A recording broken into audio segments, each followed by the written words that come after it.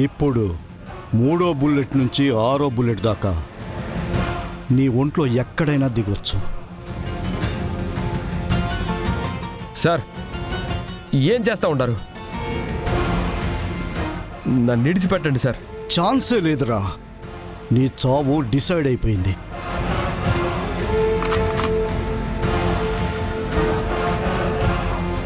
Sir నా మాటేనండి, నన్నేం చేయొద్దు సార్.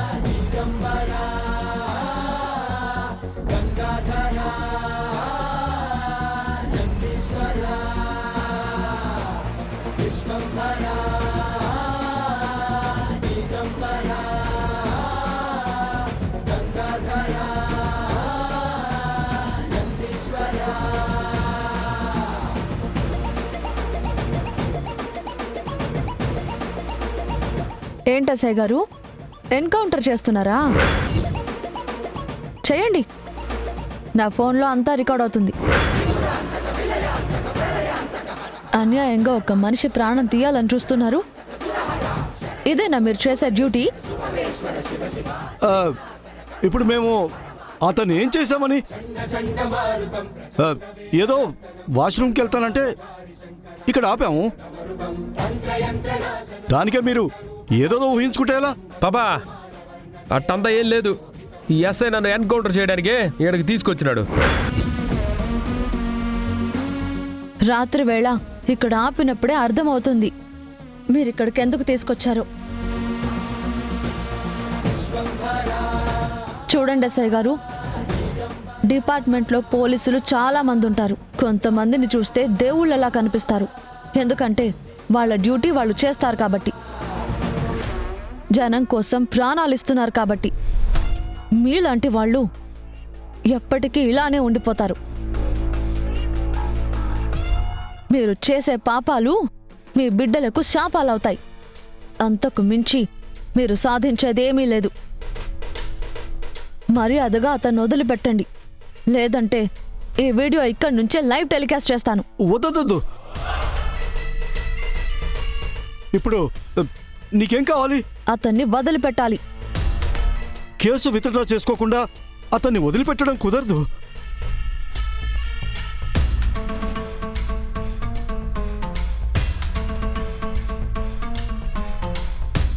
నేను కేసు విత్డ్రా చేసుకుంటాను.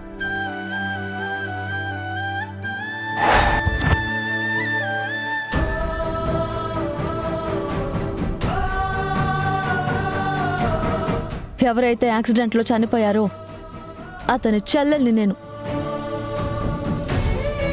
మీ స్టేషన్ చుట్టూ తిరిగిన దాన్ని, అతన్ని అరెస్ట్ చేయమని చెప్పిన దాన్ని. ఆ రోజు పెట్టిన కేసుని నేను ఈ రోజు విత్డ్రా చేసుకుంటాను.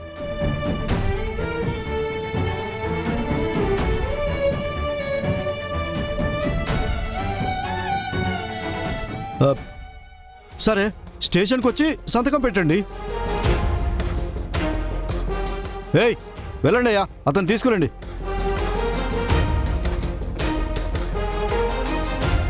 త్వరగా.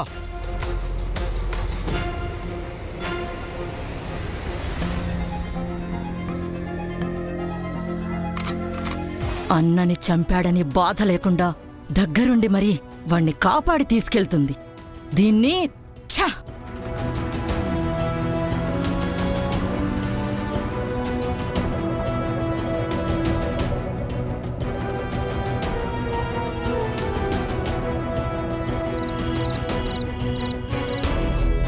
ఎస్ఐ గారు, ఎక్కడ సంతకం పెట్టాలో చెప్పండి. పెట్టేసి నేను కేసు విత్డ్రా చేసుకుంటాను. ఏమే మర్చిపోయావా? నా బిడ్డను చంపింది మర్చిపోయావా? నీ సొంత అన్నయ్యని చంపింది కూడా మర్చిపోయావా? ఎలాగే వాణ్ణి కాపాడాలని నీకు అనిపిస్తుంది?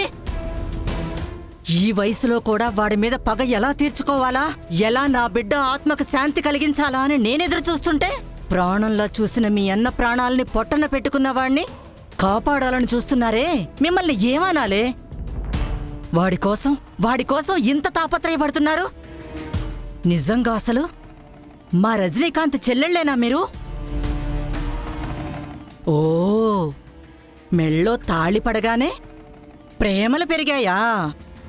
నీ అన్న కంటే వాడేం మీకెక్కువైపోయాడా? మీరిలా చేయడం వల్ల చచ్చాక కూడా మీ అన్న ఆత్మకి శాంతి ఉండదే. మన అనుకున్న మనుషులు మనకు దూరం అయితే బాధపడతాం, అందుకు కారణమైన వాళ్ళ మీద కోప్పడతాం. అది మానవ సహజం. అలా అని ప్రాణాలు తీయాలనుకోవడం ఏంటత్తయ్య? తెలియక జరిగిన పొరపాటుకు తెలిసి తప్పు చేద్దామా? ప్రాణానికి ప్రాణం సమాధానం అని ఎవరు చెప్పారు మీకు? అంటే ఏంటే? ఒక్కగానొక్క బిడ్డని చంపిన వాణ్ణి వదిలేయమంటావా?